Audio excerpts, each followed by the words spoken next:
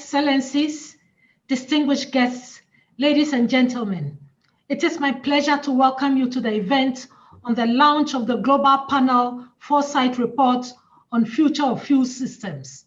My name is Anna Latte. I'm the Director of Food and Nutrition Division at FAO. I will be your moderator for this event.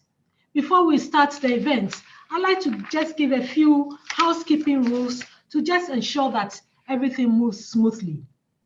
Please be informed that this event will be recorded not only for internal purposes, but will also be shared with those who are unable to join us this time. Please follow the meeting in mute mode and click the unmute button only when speaking. If possible, use a headset for better sound quality. The meeting will be held in English only. If you would like to share any intervention regarding the presentation during the webinar, please use the question and answer feature.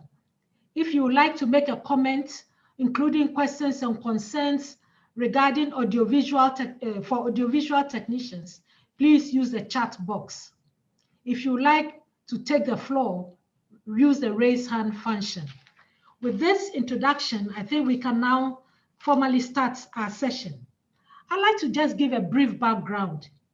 In 2016, the Global Panel published the Foresight 1 report on food systems and diet. This report drew attention to the emerging crisis in our food systems for nutrition. The second Foresight report, which is the future of food systems for planet, for people, our planet and prosperity, which we are going to launch today, sets out the essential steps that must be taken to make our food systems fit for purpose. This event will highlight the key findings from the Foresight 2 report. Food systems have now become the new buzzword. Every organization is talking about food systems, especially food systems transformation. How can we secure the food systems we need to nourish us in the present and also for the future? I'm happy to open the floor to move to the program. We have lined up for you a very exciting program, and we'd like to start with a presentation or a welcome from our Director General, Dr. Chu Dong-yu. To just give you a little background, Dr. Chu Dong-yu, the Director General of FAO of the United Nations, prior to joining FAO, he was the Vice Minister of Agriculture and Rural Affairs of China. He is an accomplished scientist. He is also a member of the Global Panel. It's my honor and pleasure to give you the floor.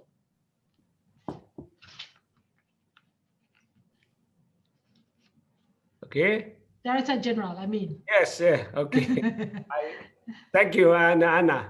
Honorable John Kufer, and also the Sir John Beddington, and Professor Sandy Thomas, ladies and gentlemen, dear colleagues.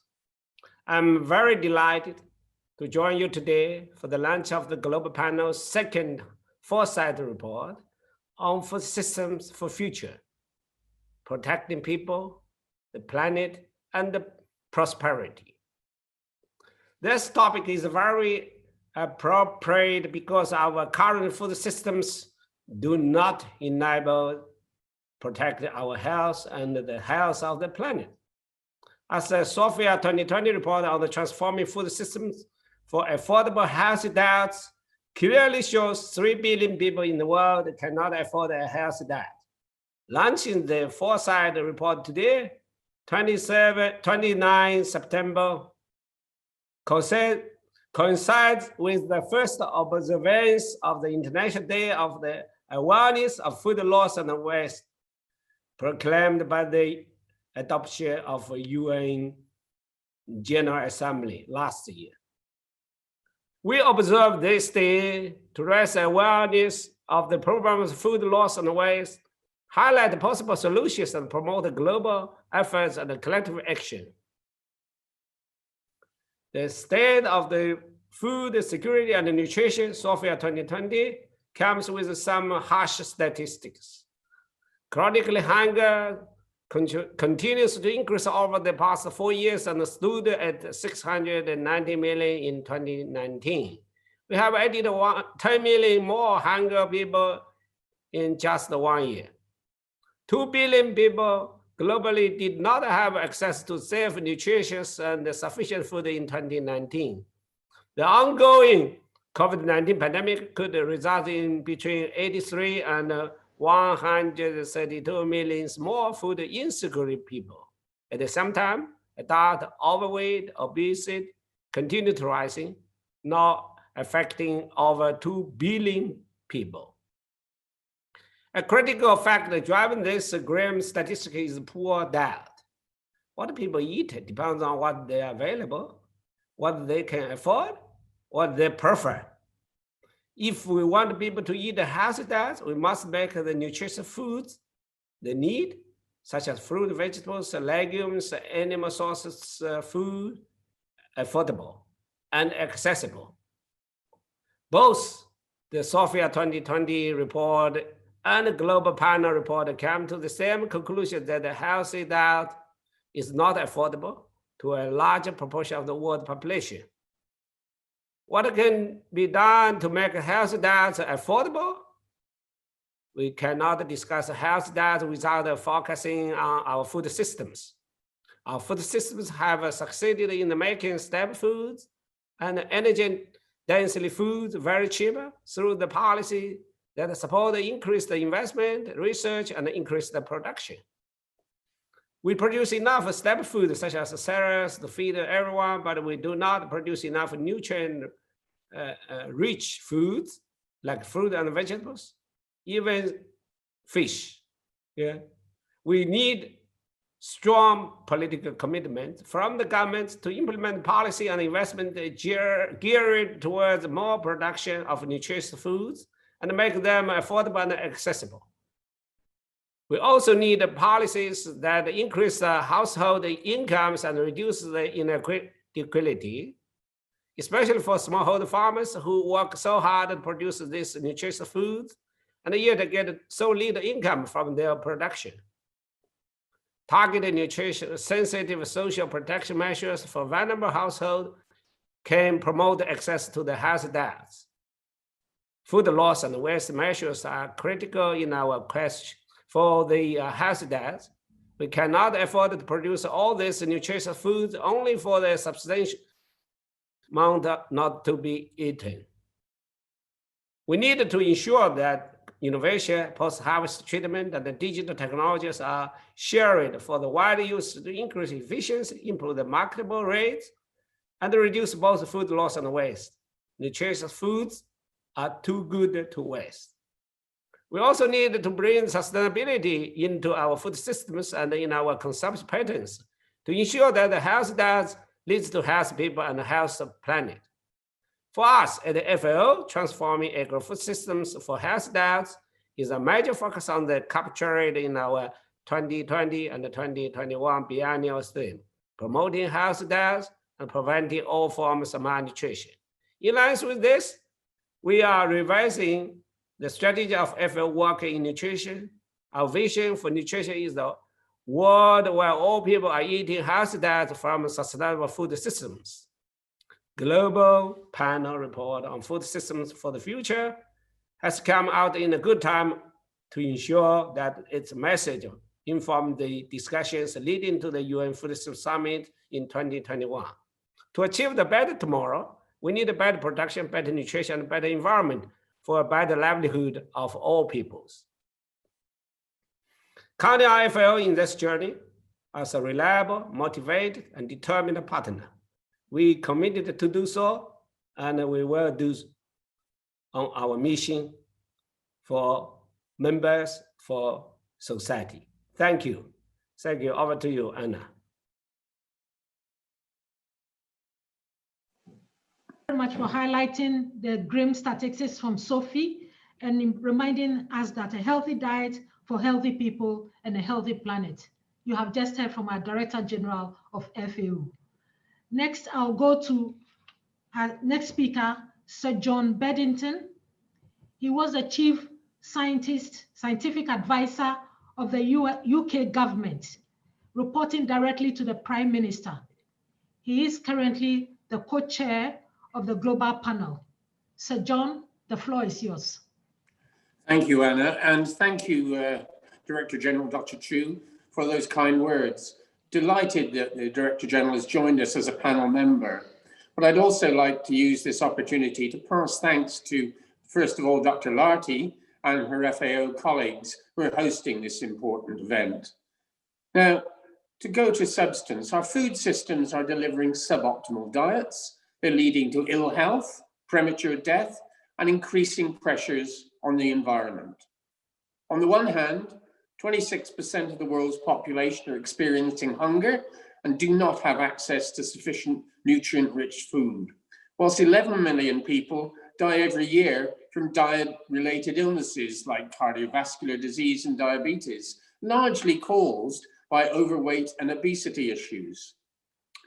You'll also be aware of recent reports showing the impact that we are having on biodiversity across the world.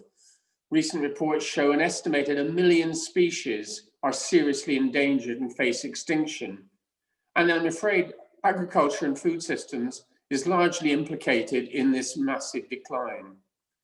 Now, we also have the problem of climate change, the loss of pollinating insects, plants and fish being significantly reduced and in danger, and the prospect with climate change of more extreme weather conditions will create intolerable pressures on our food systems. And if the situation wasn't challenging enough, COVID-19 pandemic has also highlighted the poor resilience of our food systems and the interconnectivity between inequality and health. These are terrible situations to face, but our report, I believe, shows it's not too late. It offers some practical solutions for governments, civil society, and the private sector, and identifies barriers to progress. Now, these in detail will be presented in a moment by Patrick and Tim and colleagues.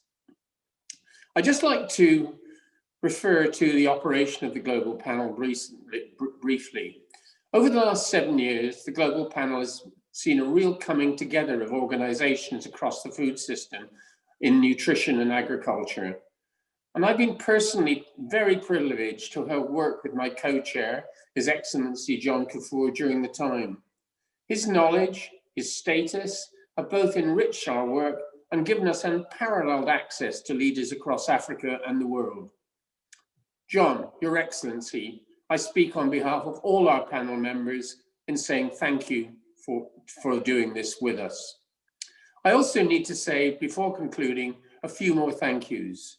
To the members of the high-level stakeholder group who have been, I suppose, critical friends to the operations of our lead expert group, to whom I also need to say many, many thanks, in particular to the chairs of the lead expert group, Patrick and Tim. I also want to thank our global panel members for their unique guidance on the report's content and direction. I think this report is absolutely splendid, and I think it will take us forward to the series of meetings that the Director General referred to in his presentation. And finally, I'd just like to thank the UK Foreign, Commonwealth and Development Office who provided funding for the Global Panel. So with those many thanks, I'm sure you will be delighted by the report and have the chance to read it. And I'll now hand back to Anna. Thank you very much indeed.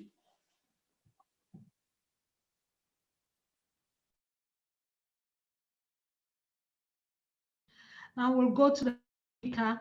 The next speaker is His Excellency John Kufuor. He's the former president of the Republic of Ghana and currently a co-chair of the Global Panel. Sir, the floor is yours.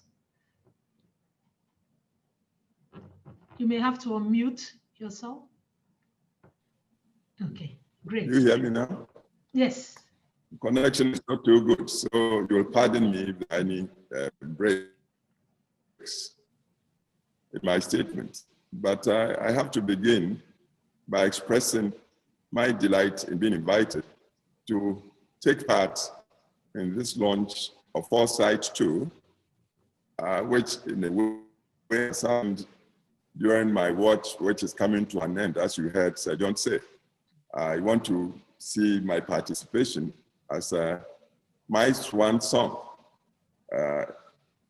for my service through the global panel on food systems for nutrition.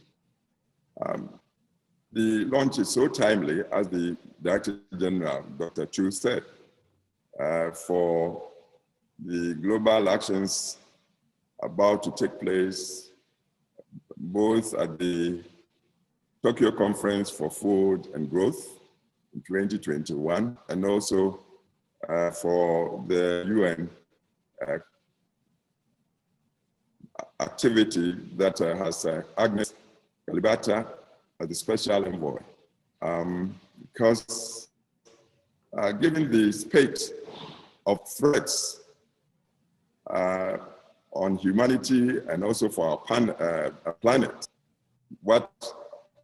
when we consider the pandemic that has put the entire globe into hibernation as we speak, COVID-19, what about the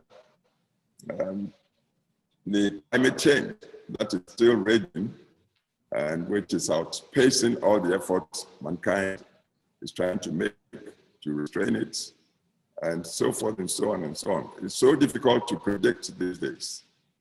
But above all, since food, sustenance is central to the sustainability of mankind, we must get it right with nutrition, because without it, our cognitive powers, our physique would all be undermined seriously. And we've heard from the Director General of FAO himself, we've heard from the eminent scientist, John Beddington, and all the rest of you. You are scientists, I'm not.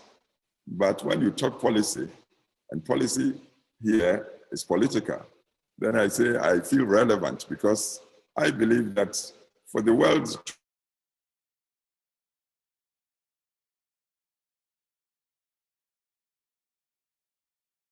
to make it efficacious to sustain quality life and also sustain prosperity for mankind and for the planet, it should be political leadership above all that should count. And if political leadership is prevailed upon by eminent scientists, because it's evidence-based approach that we should use, and we've got the scientists who have enabled us to know what we need to do with our food systems. Unless we prevail on the political leadership to act together in unison, say through the United Nations organization itself and all its branches, but considering, say, FAO, to act with the speed that is critical, given the rapidly changing globe, through forces that we may not even be able to comprehend easily, unless we get our leadership to do this.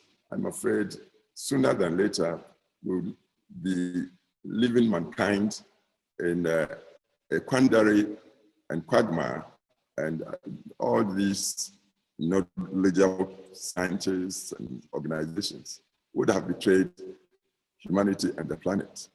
And so with the launch of Foresight 2 program today, and with what the United Nations and its various organizations is trying to do, and with FAO leadership in the launch of this, I believe if we put the necessary pressure on political leadership across the board, from the big nations, powerful nations, rich nations, from the east to the west, and with all of us logged into the United Nations, when we do that to quicken the consciences of political leadership, to adopt the right policies in agriculture and the affordability and sustainability with nutrition.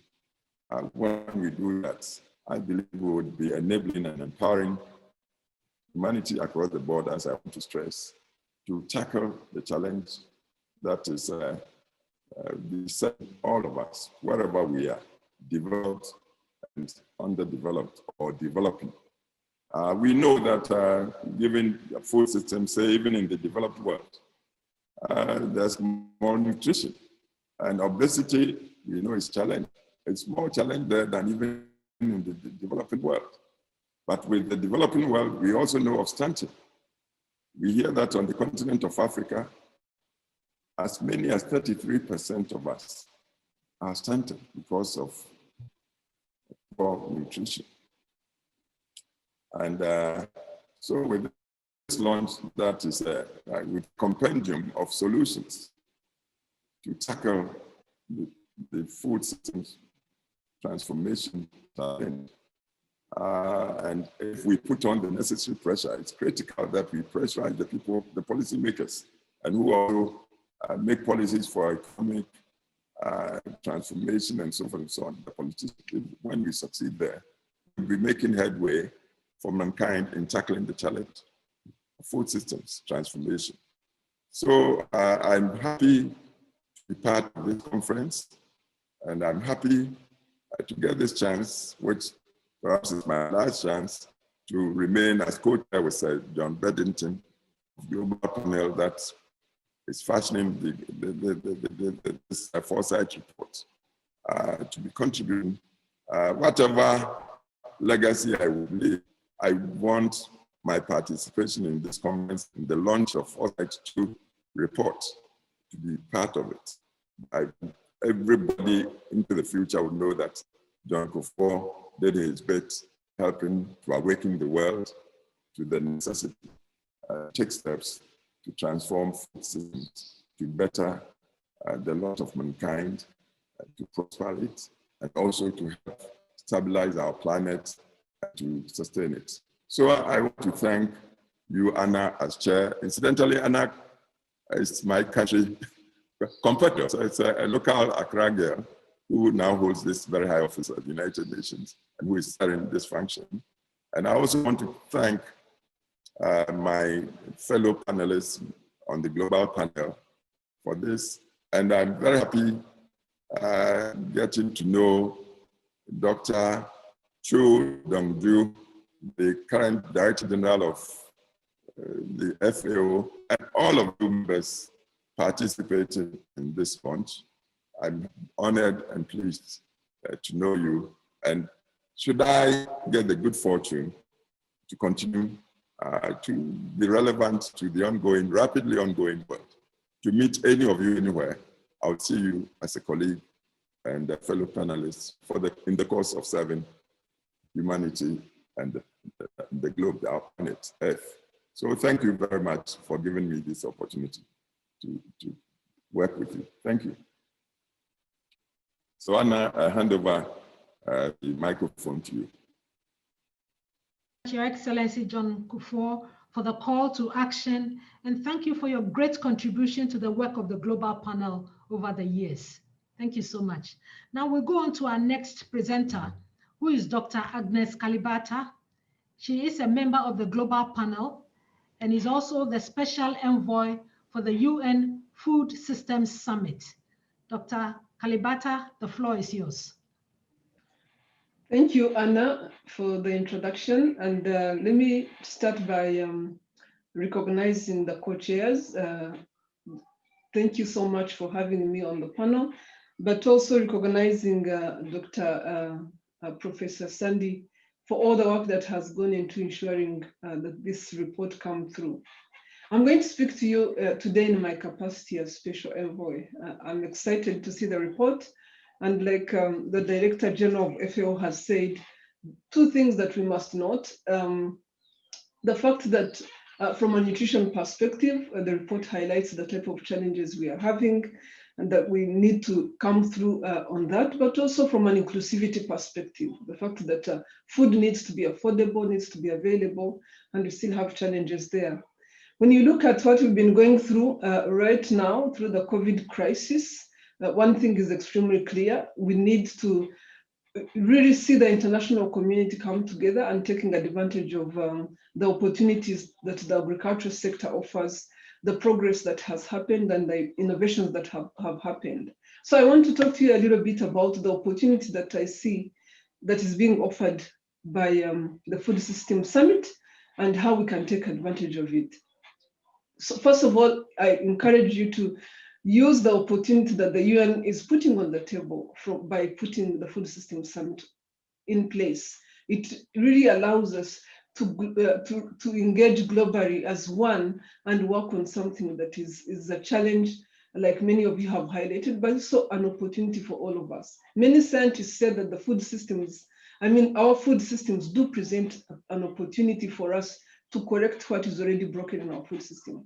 So taking that into consideration, we've put in place a number of instruments from a summit perspective. We do have what we call action tracks, which are going to be the places where great ideas, great innovations are discussed, and really use those as an opportunity to come forward with commitments that are ambitious enough to deal with the problems that we have in our food systems. And we do that recognizing that this is going to have to be a summit that focuses on solutions. So we really hope that the action tracks will provide that opportunity. We will also have major dialogues going on across the world, across the globe, especially at country level. And these dialogues that encourage everybody to engage, recognizing fully well that food is an individual decision. It's something we think about 3 times a day. And we need to take that decision and that opportunity to think about how we change our food system to everybody among us. So we look at this summit as a people's summit as well.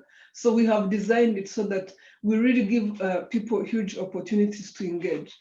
I want to also talk about the scientific group.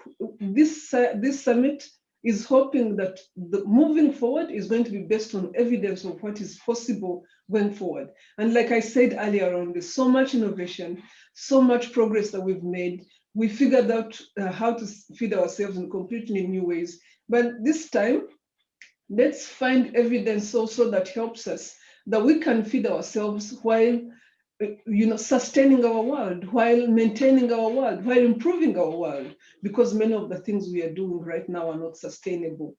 So the group that is working on the science of the summit will provide that opportunity as well. So the food systems is huge. It employs 2 billion people. When you look at some places here in Africa, 66% in West Africa are employed within the food system, when you look at from production to how we process food, to how we transport it, to the fork. There are so many people that are employed in our food system. So we cannot afford to sit with a food system that is failing, as many of you have said.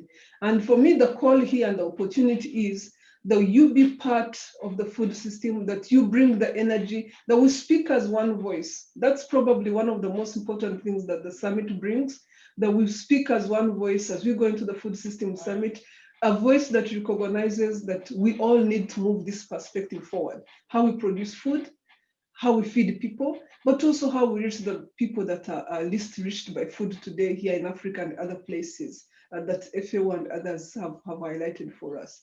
So thank you again for producing this report, and thank you for bringing all of us together to discuss what is going on. And I look forward to working with you all within the Food System Summit. I see Martin, my deputy, is also here. So we really, really want to work with you all and make sure that we bring the summit to a level that allows us to come up with the solutions that you all are suggesting in this book, but also in other places. So thank you so much.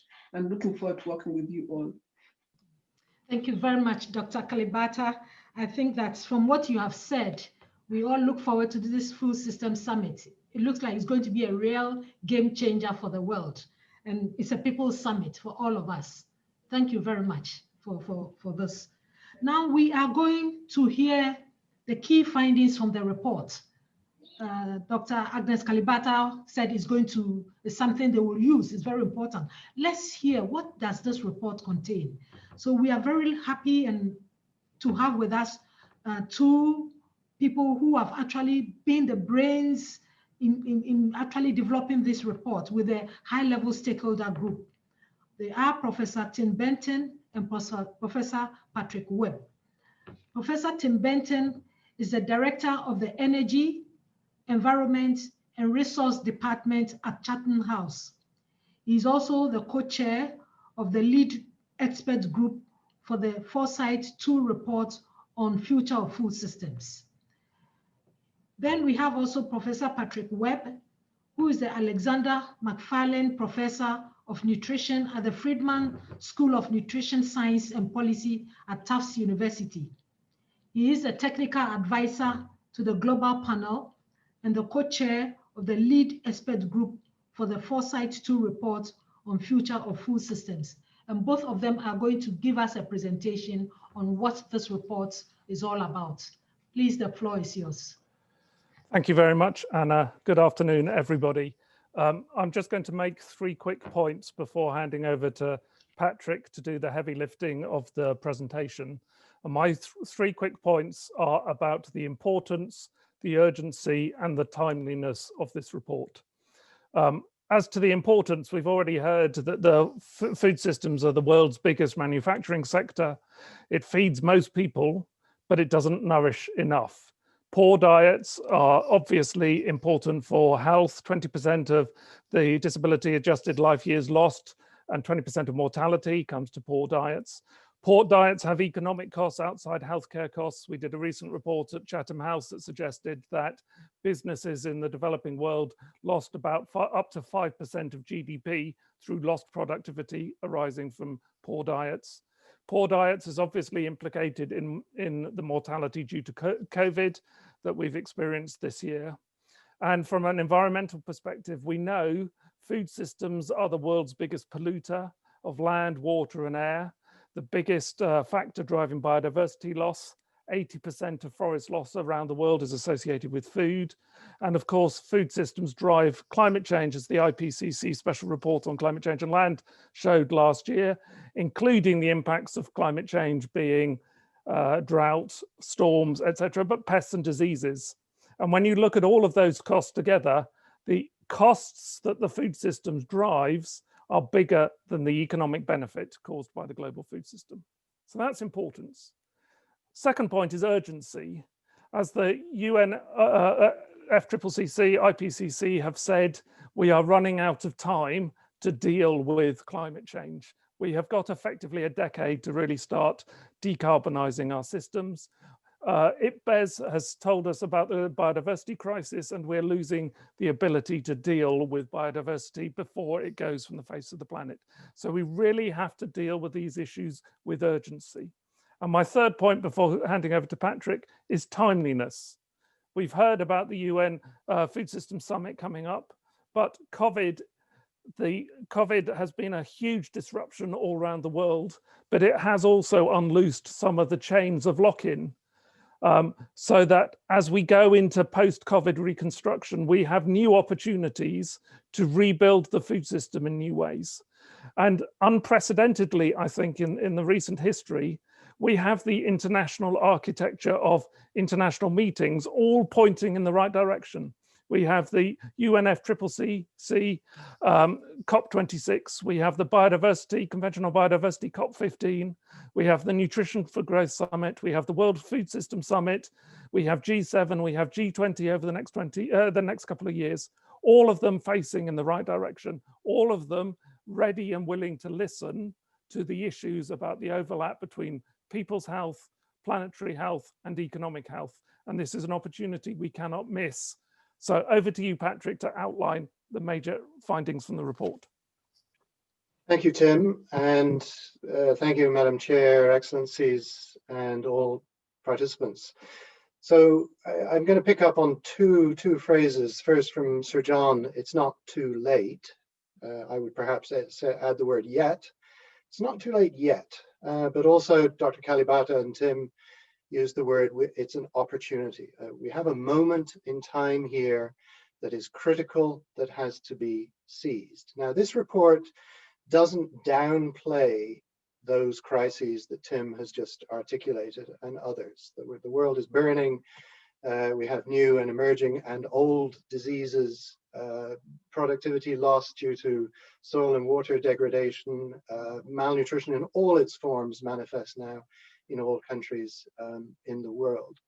What this report seeks to do is certainly not downplay those, to increase attention to the urgency, but to use the latest science, the latest evidence from action on the ground, the latest insights from policymakers and business leaders to get an understanding, as Tim laid it out, of how food systems lie at the core of these many different problems. They're interlinked.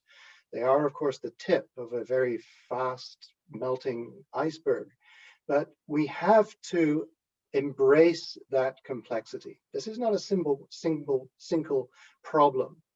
That said, if we better focus in on the role of food systems, both as part of the problem, but more importantly, part of the solution, then we do have a major opportunity to act in ways that can prevent the worst from happening. That is what this report is largely about. The problem statement I'm not going to dwell on. Where we talk about food systems, at the end, we're not just talking about production. We're talking about the whole food system from production through to consumption. So dietary choice by the consumer, by what is sold in supermarkets or on farmers markets, what is eaten is a manifestation of the food system, but suboptimal diets around the globe are responsible for a significant amount and a growing amount of premature mortality that could have been prevented, both on the side of undernutrition, but also on the non-communicable disease side, stroke, heart disease, and so on. And this is not a rich world problem alone. Low and middle income countries are facing this already, and the effects in those countries is growing rapidly. The burden of diet-related diseases in low and middle income countries, just for diabetes, is astronomical. And the effects on individuals or household budgets, but especially on health budgets and national government budgets going forward in resource-constrained settings is quite striking. Something that we have to take into account. At the same time, we cannot forget the existing and persisting problems of undernutrition, which means we have to think about malnutrition in all its forms, which is undernutrition, overweight and obesity, as well as vitamin and mineral deficiencies. And if you just look at children combined who are either not growing well, they are wasted, or overweight in recent years, the problem resides significantly in low and middle income countries, although there are manifestations everywhere in the world. There's no country in the world now that it is immune to problems of malnutrition in some form. Tim mentioned that food systems are a major contributor to damaging the environment through biodiversity loss, water pollution, soil degradation, and of course, greenhouse gas emissions. The latest estimates are somewhere around 28% of all greenhouse gas emissions due to agriculture and land use and forestry changes.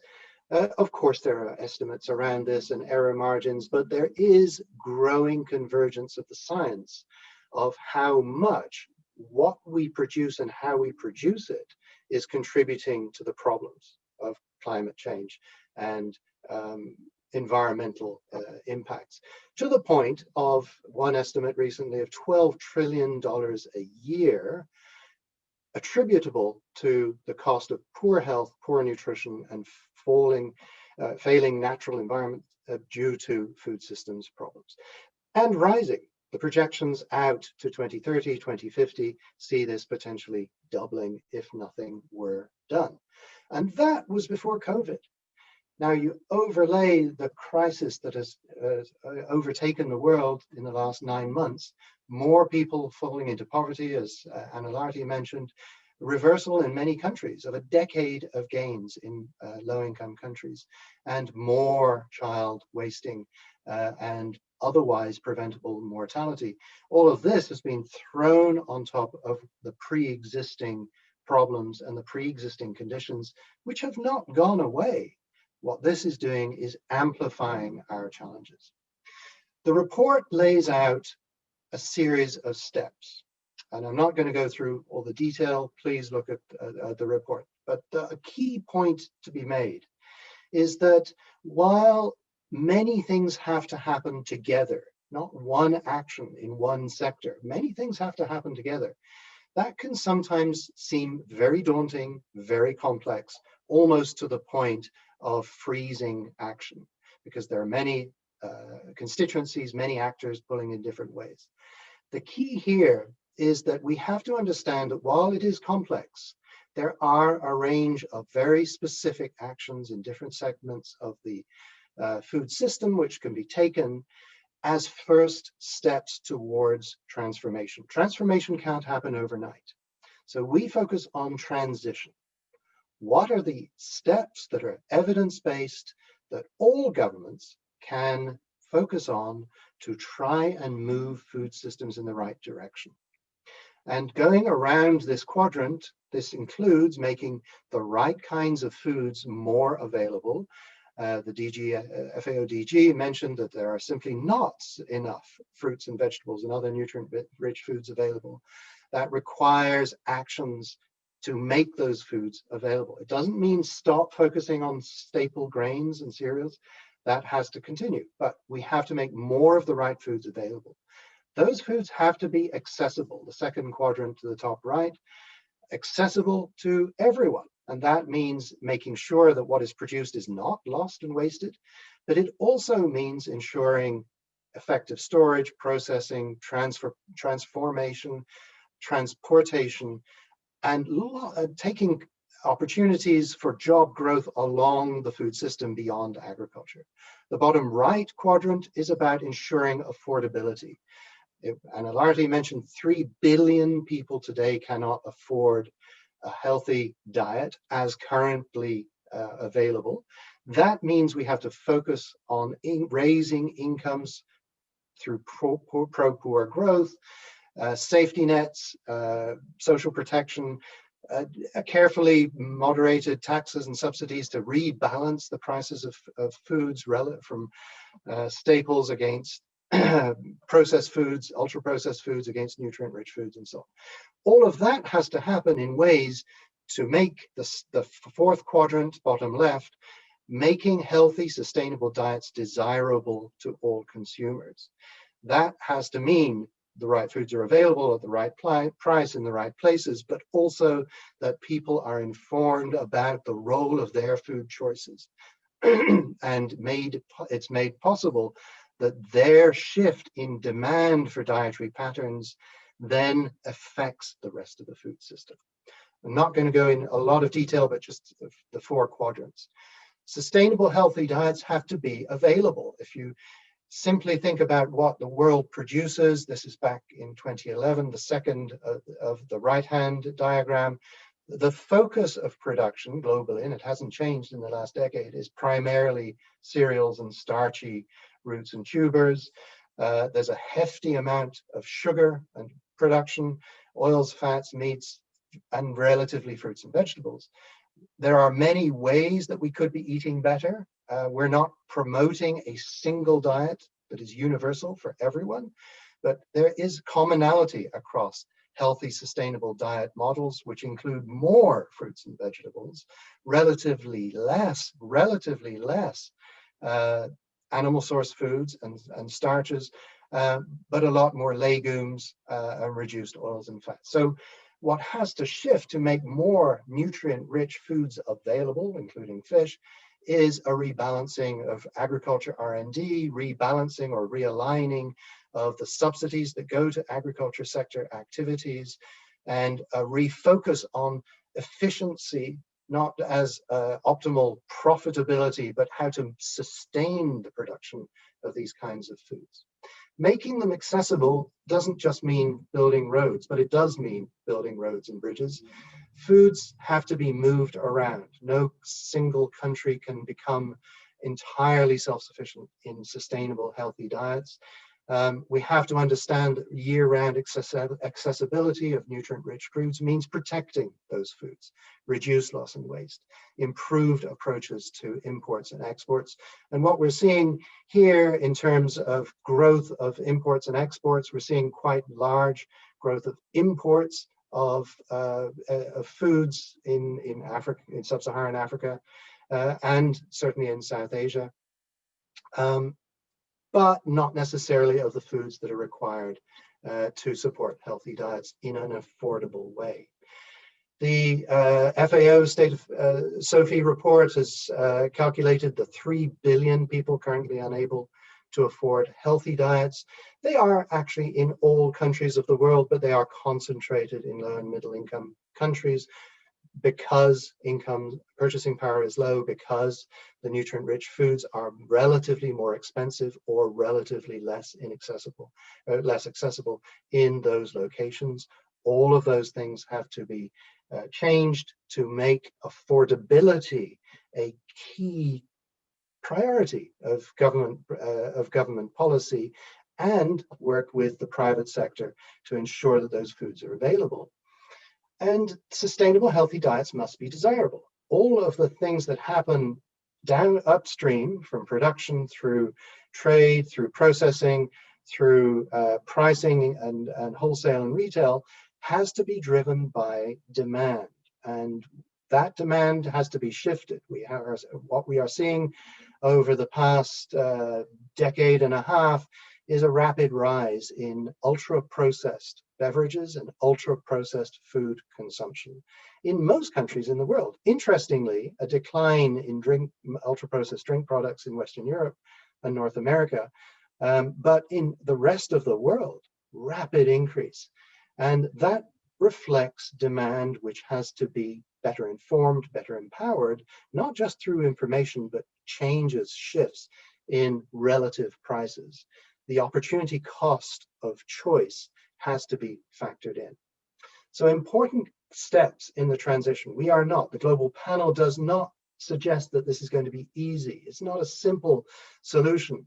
The political and economic trade-offs are going to be quite considerable. We have to balance short-term versus long-term gains and the winners and losers across different constituency groups, different stakeholders across the food system. But rather than say it's too complex, we have to identify those policy pinch points and address them directly through engagement. The second point is engagement across all stakeholder groups. That includes the dialogues that Dr. Calibata talked about at a national, regional, local level. There has to be a new vision of what people want their food systems to be and what they do and how they do it. And that means involving all stakeholders in that dialogue and coming up with local visions, plural visions of what can be done. And then thirdly, ensuring that it's not just words. There needs to be accountability, there needs to be defined responsibility, ownership of the steps of the transition, and transparency around the choices made in deciding those steps.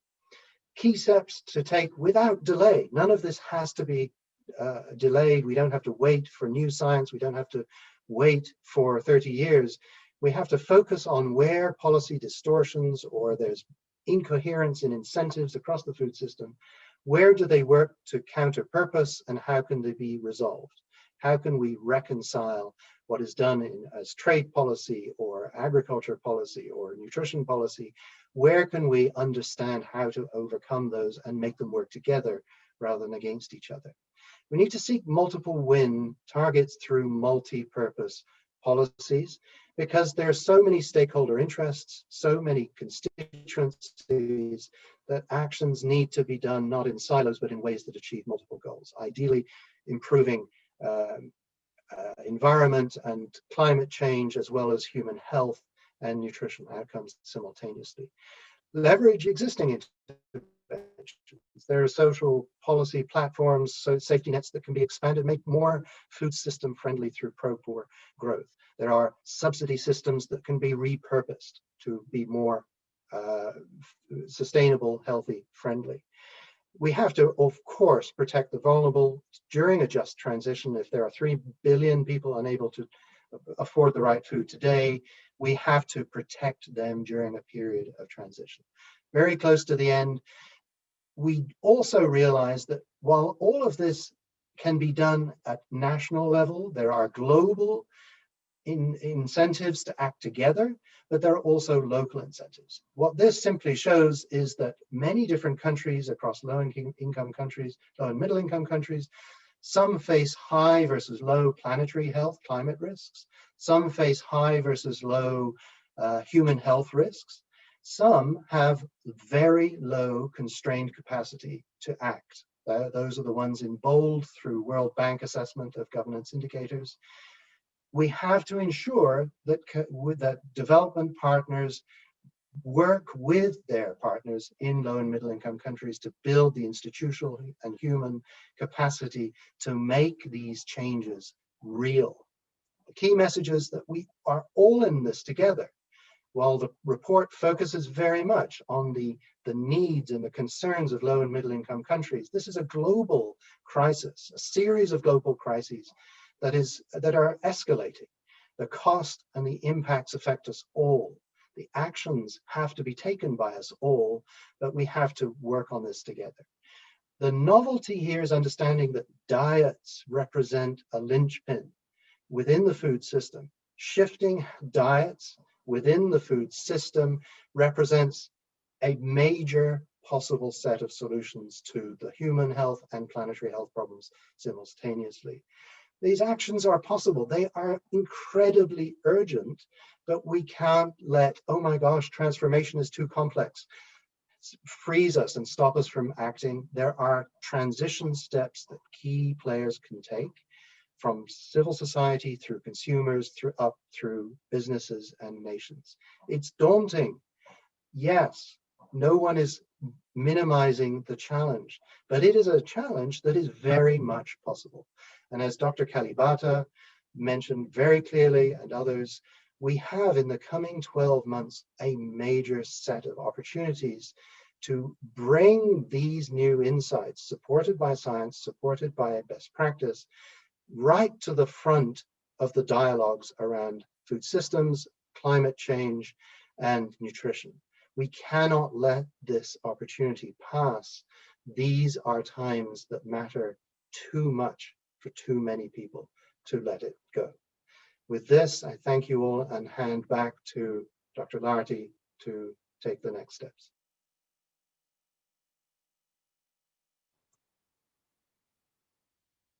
I believe you can hear me. I'm not muted. You can hear me? Okay, yes. Great. Good. Thank you very much, Patrick. Thank you very much, Tim. I will not attempt to summarize because it's very clear. I'm sure people have questions. I've seen some great questions being posted. Please, if you have questions, put it in the question and answer slot, and we will take this up. You've seen the link. A link has been sent. Some are asking for the report where you can download the report. You can get the full report. So it's there. Just looking at what I've just heard, our food systems are not serving our health. They are not serving our planet. These are two great things that we have. If our food systems are not doing that, then we are losing the battle. Tim said that the pieces are coming together. Everybody realizes the situation, the danger in which we are, and everybody is ready to do something, to talk, to come together to do something. So the pieces are coming together. And Patrick has just given us some steps that must be taken if we really want to do something about it. And of course, we have the global opportunities that has been talked about by Agnes and by others, where we can seriously change and transform the food systems the way we want it. So please post your questions. Patrick and Tim are ready to answer them when we get there. Now, I'd like to hear, we've put some people together, some experts, to tell us their perspective about the reports. And the first I want to mention and give the floor is Dr. Francesco Branca.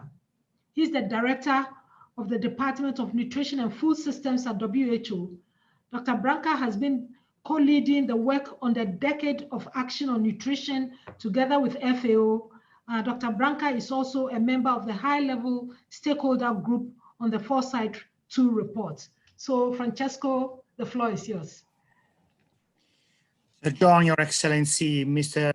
Kufuor, Dr. Chu, dear Anna, colleagues, thank you very much for the opportunity to share with you the views from the World Health Organization on this excellent report on the future food systems for people, our planet, and prosperity, the 3 dimensions of the Sustainable Development Goals.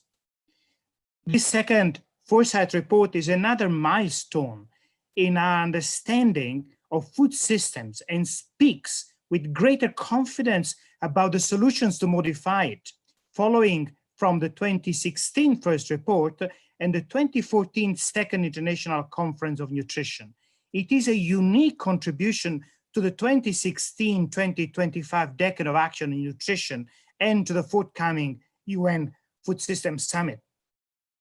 I would like to highlight 4 points from the point of view of a UN agency focusing on health. First and foremost, we appreciate that the impact on health is front and center. The report mentions the multiple impacts of food systems on health. Food insecurity, highlighting that an estimated 26% of the world population experienced hunger or did not have regular access to nutrient-rich and sufficient food in 2019. Malnutrition, reminding us that most countries are not on track to meet the nutrition targets set for 2025 by the World Health Assembly. Unhealthy diets, indicating that suboptimal diets are now responsible for 20% of premature disease-mediated mortality worldwide, as well as for 20% of all disability-adjusted life years. Foodborne disease for microbial and chemical contamination, as well as zoonosis, antimicrobial resistance linked to the use of antimicrobials in industrial, animal, and fish production. And last but not least, the health of food workers. 1/3 of the global disease burden accounts for all these factors. Second, we appreciate how the reports highlight the economic and development impacts of this health challenge, showing how the invisible cost of food systems are largely mediated by the health effects, as well as the effects on the environment, of course. Impacts driven by the cost of managing disease, particularly non-communicable diseases, and by the human capital loss due to malnutrition. The report also gives us this appalling figure of 7.2 to 8.9 trillion US dollars, corresponding to 10–15% of the world gross product, that would be gained if we would all follow food-based dietary guidelines. The State of Food Security and Nutrition 2020 report already indicated that healthy diets are unaffordable to 3 billion people in the world. That is almost by design, the way that the food system has been developing. Investments are therefore needed, but shifting diets would save money and make diets more affordable. The reports indicate savings in the order of 14% in low and middle income countries and 28% in high income countries. Third, we appreciate how the report has integrated an analysis of the impact of the COVID-19 health emergency on food systems, reinforcing the understanding of the food system challenges, their fragility, and the interconnectedness of health and food systems. The pandemic has reminded us about the need to have safe food markets to protect the health of food workers, to ensure that food distribution systems reach the vulnerable. Fourth, we appreciate the clarity and comprehensiveness of the set of responses proposed to shift dietary patterns through actions in availability, affordability, accessibility, and desirability of foods. It is clear that governments have a central role to reshape food systems, but conduct an orchestra of multiple players that need to play the same tune. Health authorities have a key role to define the objectives of food systems transformation jointly with the leaders of the agriculture, industry, and trade sectors. We should all take the opportunity of the Food Systems Summit and the Nutrition for Growth Summit to take bold actions and put the food system to the service of the health and prosperity of people and the planet. Thank you.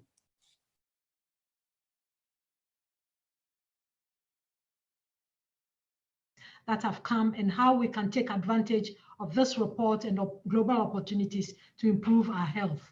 Thank you so much. I'll now go to the second expert, who is Diane Holdorf.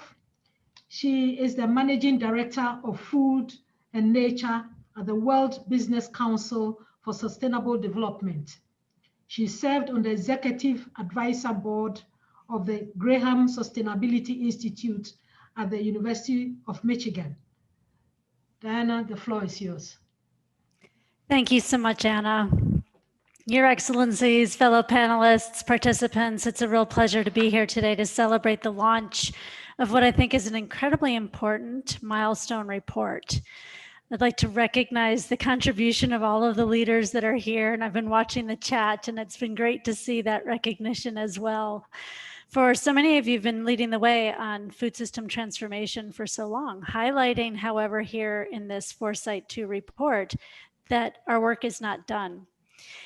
I think we've had the issues laid out very clearly by all of our previous speakers, but there's a few points that I'd like to focus on even more before I speak to how business really is leaning in on what we see as the transformations that are needed.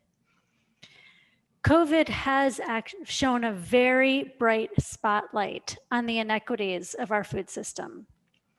And while we've talked a lot about the nutrition shocks that it has created, it's important to set those into the context of the health crisis that COVID started, that turned into an economic crisis, that led to incredible wage loss and income loss for so many across the entire value chain, from food workers, food service providers, farmers, the full chain, with women in particular, were very heavily affected. Now, these inequalities and these challenges existed before COVID. What COVID did was shine an even brighter light on the challenges that are there. And we see that the risks of nutritious diets, healthy and sustainable nutritious diets, are going to be under even more pressure going forward. This requires, of course, us all to act, and we need to be able to do these shifts within the context of the coexisting climate crisis and nature crisis, both of which agriculture has a tremendous impact on and is at risk from. So what does this mean as we think about healthy and sustainable diets that are climate and nature positive? How do we do this to really drive resilience? I'd like to go back first to the SOFI report, because I think the SOFI report this year did a great job really focusing on the challenges of affordability and availability. This report, the Foresight 2 report, builds on that, the importance of those really critical foundational elements. And as we've seen, starts to really dig into even further the accessibility, but also the desirability. And this is something that, coming from the business sector, we think about a lot, because we all are hopefully fortunate enough to enjoy food. I say all. We know it's not all, particularly in these COVID times. But people want to be able to make food choices that celebrate their families, that celebrate events, that is safe, and that they can feel really good about providing to their families. We have to, and I say we coming from now the business community, need to do a significant piece of work to help ensure that those choices are understood, are affordable, are accessible, are nutritious, and still culturally relevant and desirable. There's a lot of momentum for business engagement on this topic. We've heard a lot about it. It was great to hear from Dr. Agnes Calibata here. The momentum towards the first ever UN Food Systems Summit creates, of course, an opportunity, an important engagement opportunity for governments, but I can't begin to describe the level of engagement that we've already seen from businesses into that summit, lifting the key themes that we've seen laid out as actions required from this Foresight 2 report. So let me share just a couple of actions that we're seeing already that I think speak very specifically to the transformations that we know are needed and that this report highlighted. We've seen leading in preparation for the Nutrition for Growth Summit, which should have happened this year, but due to COVID, like so many other things, has been delayed. The development of a business constituency to create responsible business pledges for nutrition.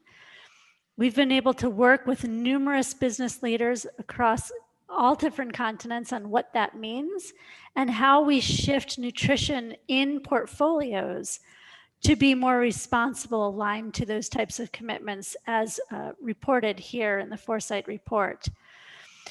We have a lot of other guidance too that companies are starting to pick up and use, from plant-forward food options and the growth of those in a way that is more affordable quickly, to how we look for sustainable protein sources, both plant and animal protein, because we know so many regions in the world, we still need to focus there.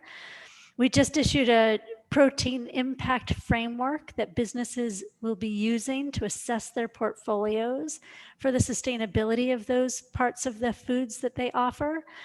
And there's, of course, huge aspects around consumer behavior, and we've heard that here very clearly as well. How do we improve the consistency of labeling? How do we continue to reduce the challenging ingredients that are contributing to non-communicable disease and the escalating healthcare costs and fatality risks?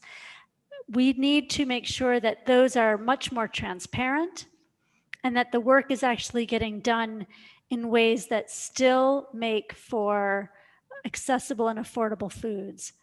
And finally, there's some important work that I just wanted to highlight from a business perspective in particular. Businesses are not sufficiently valued for the impacts and the dependencies that they have on the environment and social aspects of the agricultural economies that they're working within.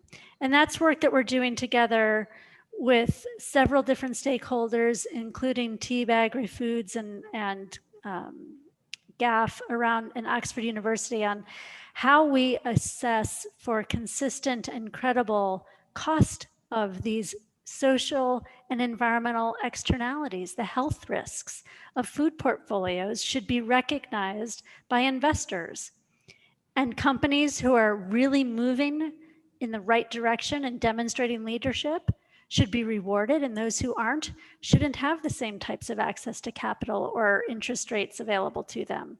This is the types of ways we can use market drivers as well to help push for what we know needs to happen with, as Tim said, urgency and timeliness to our actions for food system transformation.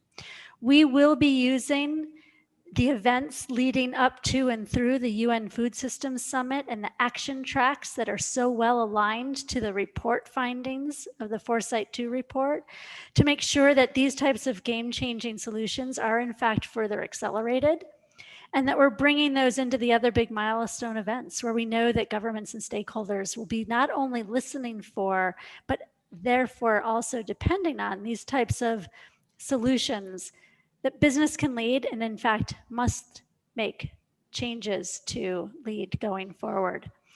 Anna, with that, I will pass it back over to you and appreciate very much being part of today's discussions and look forward to sharing more on where business needs to build trust and continue to take action on this journey. Yes, thank you very much, Diane. Indeed, we cannot talk about food systems without talking about businesses because they play a huge role if you look at what we eat in a day. So we really are hoping that that trust will be solid and we can move together forward on this. Now I go to the next presenter, Dr. Sanya Nixter. She is the Special Assistant on Poverty Alleviation and Social Safety to the Prime Minister of Pakistan. She has the status of Federal Minister. She is also a member of the high-level stakeholder group of the Foresight 2 report on future of food systems. And Dr. Nixter, the floor is yours. Excellencies, ladies and gentlemen, good afternoon, good day, depending on where you are.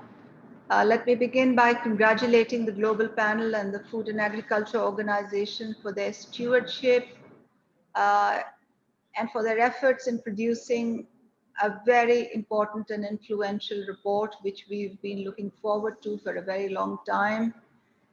Personally, for me, it has been an absolute privilege and a pleasure to serve on the high-level stakeholder group and to serve alongside all of you and to learn from your experiences. Of course, we've had a briefing on the report, and each one of the recommendations holds a lot of substance, is deep-rooted in evidence, and each country has a lot to take away from this report and from its recommendations.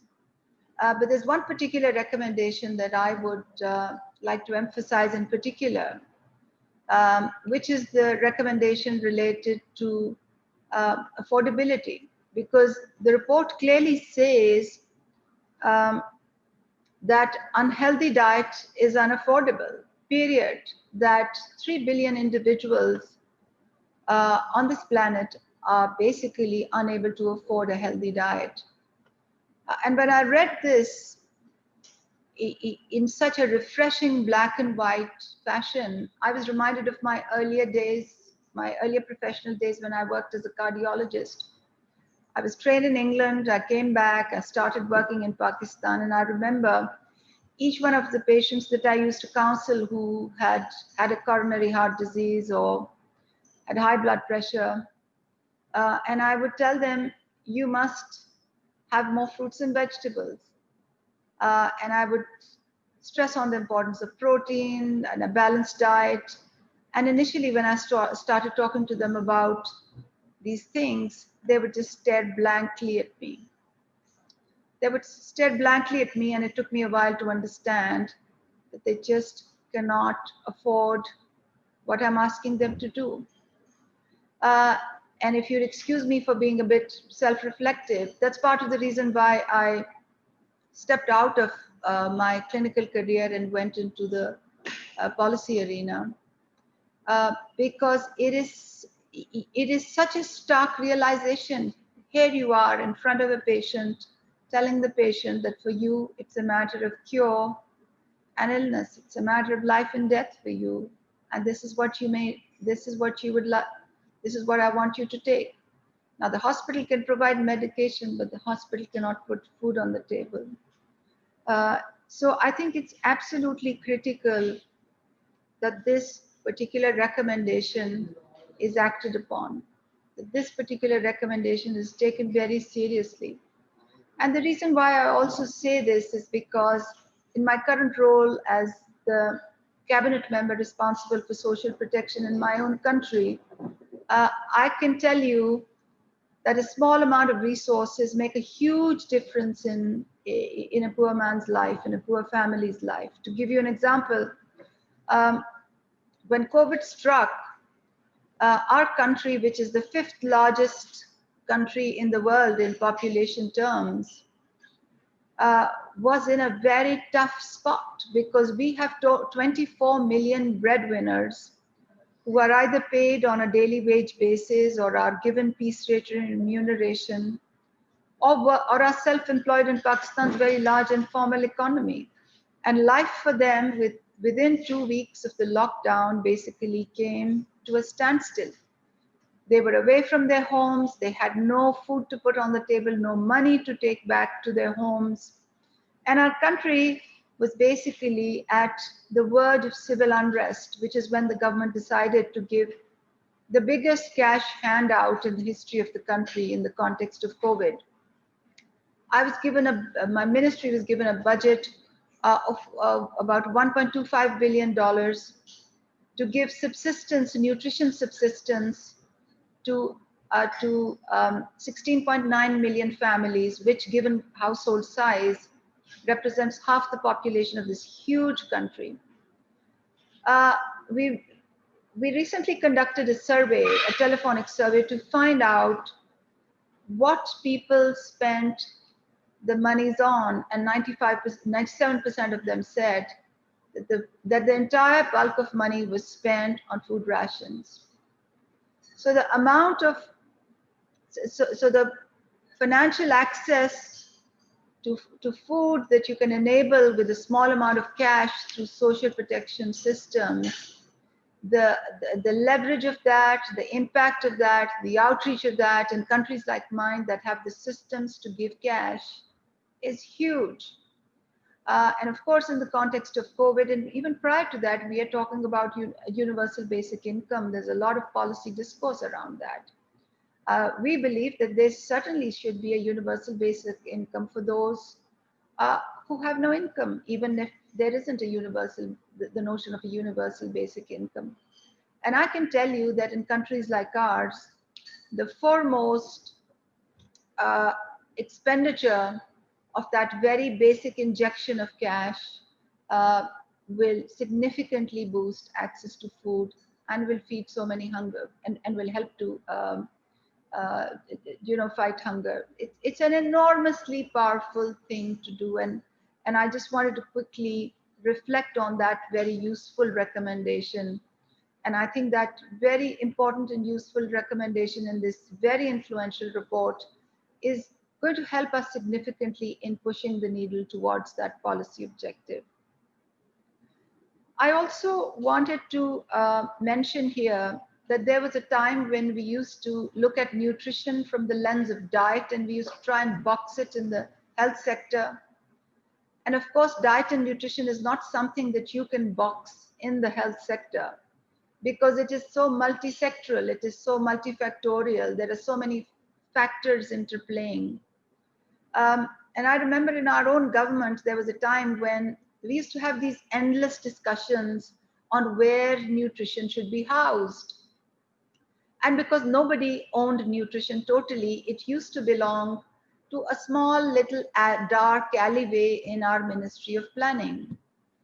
And then one of the most important roles that the Sun movement played, and of course I'm very proud to be a member of the Sun Lead group as well. And I think the contribution of Sun was that it took nutrition and diet out of those dark alleyways and put it center stage at the heart of governments and brought to bear this realization that, yes, nutrition is a multi-sectoral agenda. And I think that subsequent international movements, the work of WHO, I think the Global Panel played a very important part, the work of EAT played a very important part, helped to bring to bear that it is not just multi-sectoral, it's about systems. It's about systems, it's about politics, it's about government multi-sectoral policy. It's about a lot of economic choices you make. It's about the interplay of politics, and that is what impacts food systems. What a poor man decides to grow in my country is dependent on many factors, including the subsidies that government provides. The oil that is consumed, the fat that our kitchens consume, has a foreign policy interplay for reasons that you understand. There are cultural factors interplaying, there are trade-related factors interplaying in what farmers grow and what they have an incentive to grow. There are marketing influences, there are supply chain factors interacting, there's a private market out there.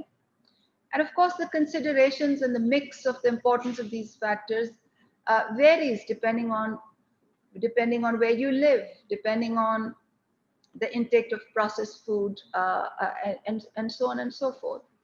So I think that the global panel has played a very important role in bringing to bear the importance of food systems and not just diet per se as something belonging to the health sector, not just nutrition per se as something belonging to X number of agencies within the government palette, but food systems which are complex, they're integrated with politics, economics, and personal and community choices.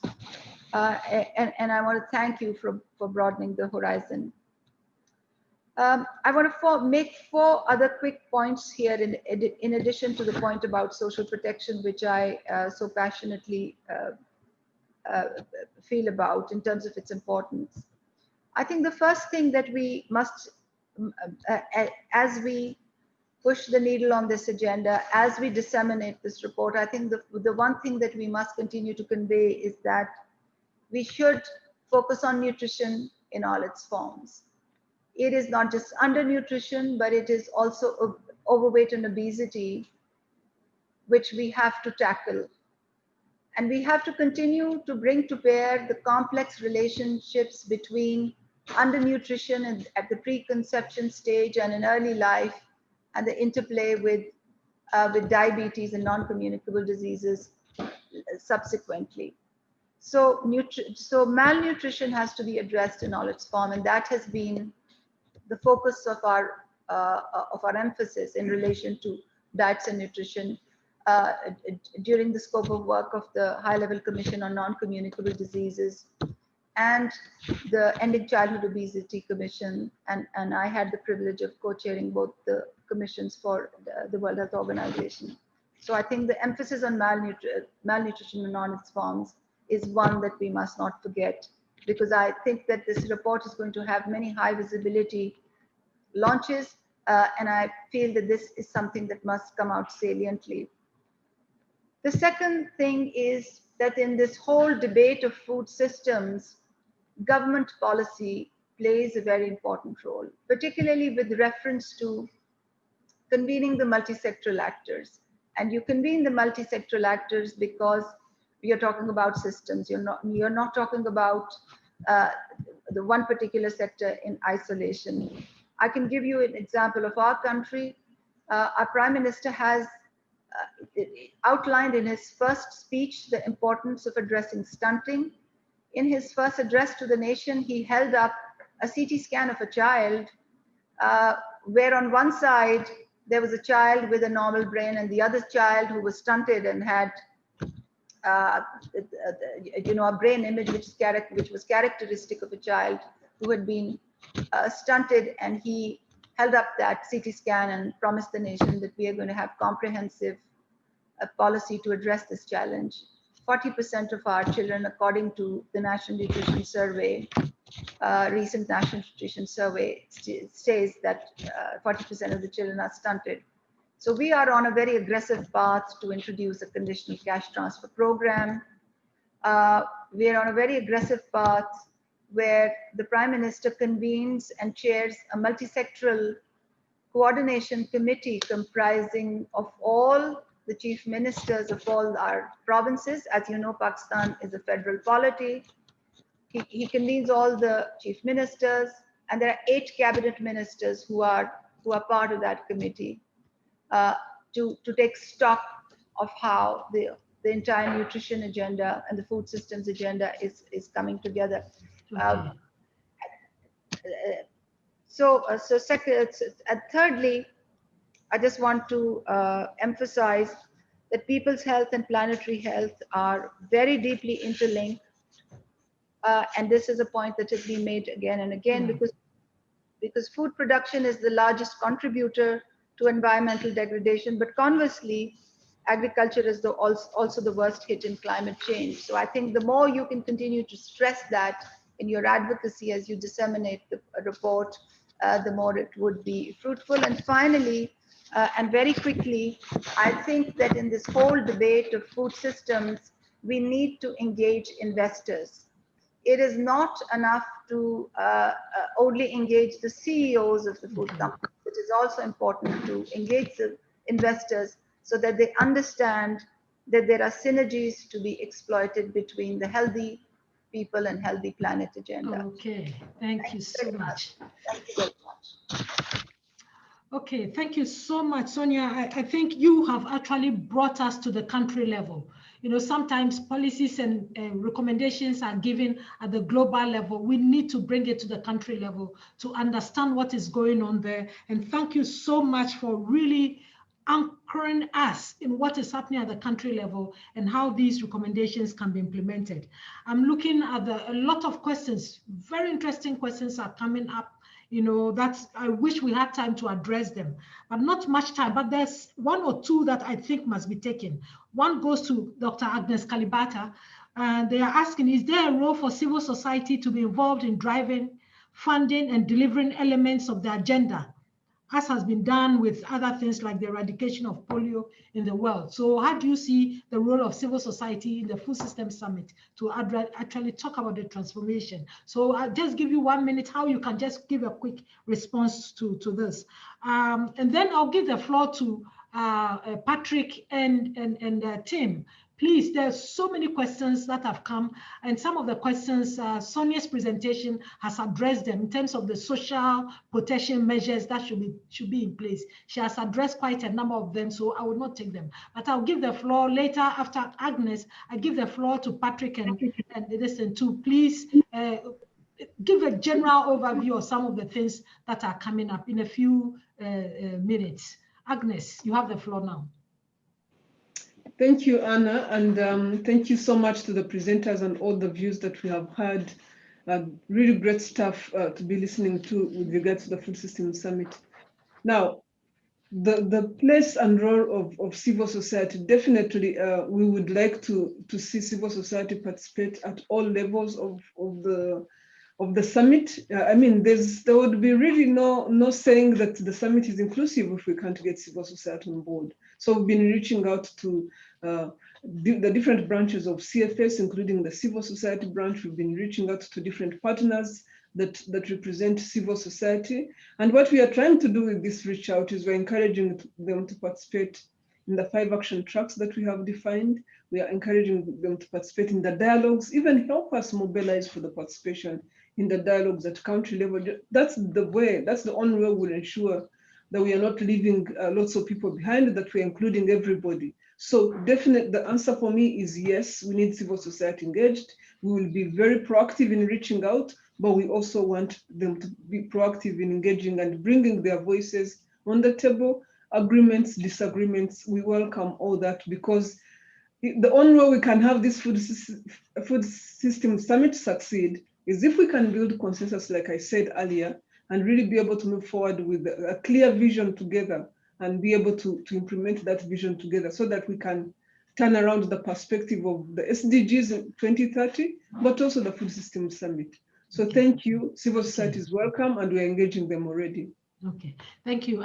There's a question, Diana, I'll just read it. I'm sorry, but because of time, you may not be able to answer. But they are talking about penalizing companies that are doing the wrong thing. I think you may want to think about it, if we have time. And then Francesco, there's a question from Brazil on what is happening with their food-based dietary guidelines. You may want to look at that question also. But I'm sorry, I cannot give you the floor to say this. I'm sure it would have been great to hear your responses. But I'm giving the floor to Patrick and Tim to please kind of wind up. And hopefully we'll be able to take all these questions and put the responses on the internet, on the net, on the global panel net for people to read some of these responses. So Patrick and Tim, the floor is yours. Finish us, wind us up. Thank you, Chair. Very quickly. So yes, wonderful wealth and coverage of questions. So I'm just going to focus on just 3 things. Yes, we do in the report talk a lot about system-wide priorities, not just ones within the sectors. And of those, important ones are innovation in institutional approaches, financing mechanisms, and technologies. Right, that applies across the system. And innovations in the food system offer huge opportunities and potential benefits. The second is jobs, and that links to the affordability story. We are not arguing that healthy, sustainable diets should become more affordable by paying the farmer less for their produce. Actually, we're saying the opposite. We're saying agriculture has to become more profitable, more of a locus of job creation and growth and innovation, but reduced loss and waste, improved transformation and marketing, and improved incomes, purchasing power, should all allow the consumer to have more access to more affordable diets. So it's not reducing the price of foods to the farmer, it's enhancing the purchasing power of the consumer. So jobs and income growth, core pro-poor growth, social protection, institutional feeding programs, all of those matter to making diets, healthy diets, more affordable. And then the final thing is awareness. Awareness is not just a public awareness campaign. It has to be part of civil society visions for the future, for change, government visions. Businesses have to be a partner in shaping those visions, but also advertising and marketing the right kinds of foods to the right kinds of people. So I will stop there and hand over to Tim and thank everyone for their very active involvement. Yes, thank you, Patrick. Been a fantastic discussion. Sorry we can't answer all the questions, but almost all of them, I would say there were implicit answers in the report at one place or another. I would just like to end up with saying there are lots of questions around the role of policy or the role of power or the role of consumers or the role of citizens. And the answer is in all of those. We cannot get a food system changed through regulation alone, or through the market alone, or through consumers or citizens alone. It needs all of them to work together in a virtuous spiral where it's becoming increasingly important to more and more stakeholders to drive change in the right direction that reinforces the issue and changes the market demand. If we encourage farmers to grow more of the right things, prices will come down. That will help people, acceptability and so on. And there are lots of virtuous circles in there instead of the vicious circles that have been driving the system in the wrong way. We can see the virtuous circles if policy, market and people all work together. Thank you very much, Anna. Thank you, everybody.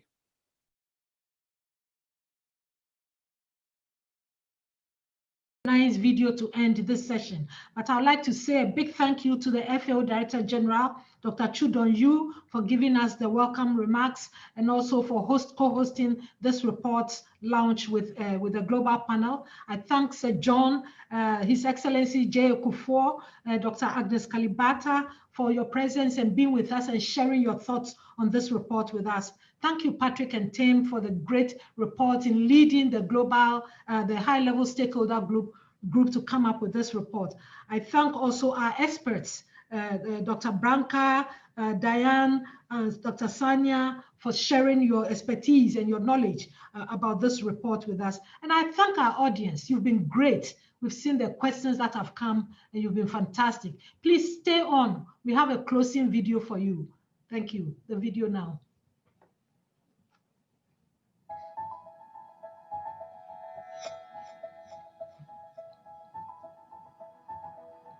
The world was facing a health crisis even before COVID-19. Our food system is not delivering adequate healthy diets to billions of people.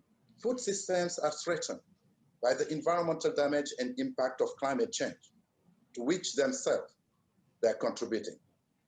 The window for reversing the crisis is fast closing. It is the poorest in society and low and middle income countries which are the most adversely impacted. The crisis is unprecedented.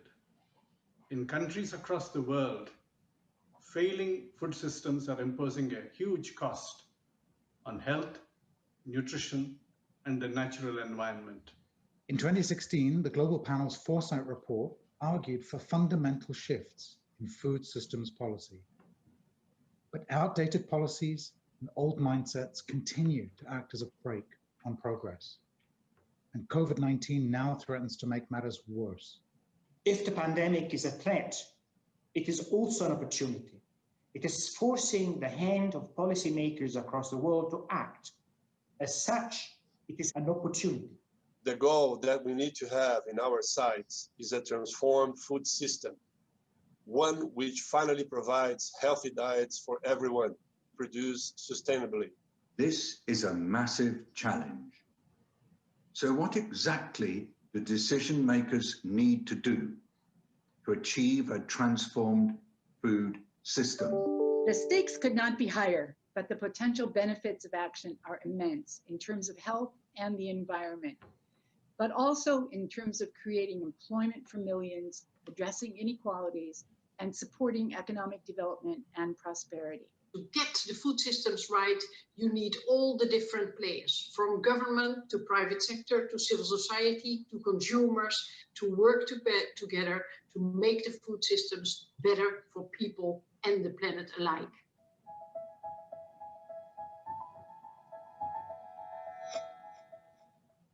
Good. Thank you all very much. And I wish you a nice day, the rest of your day. Thank you for joining us.